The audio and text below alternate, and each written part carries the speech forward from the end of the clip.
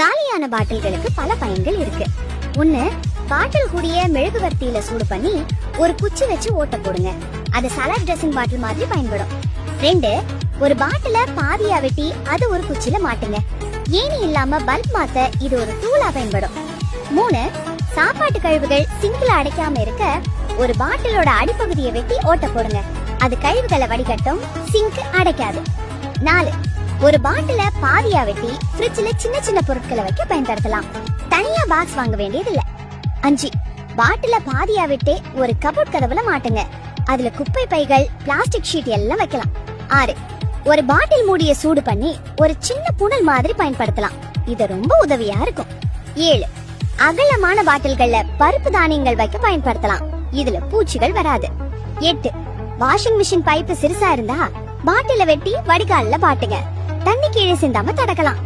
நீங்க எந்த ஊர்ல இருந்து இதை பாக்குறீங்கன்னு கமெண்ட்ல சொல்லுங்க. இன்னும் பல நல்ல டிப்ஸ்களுக்கு என்ன ஃபாலோ பண்ணுங்க.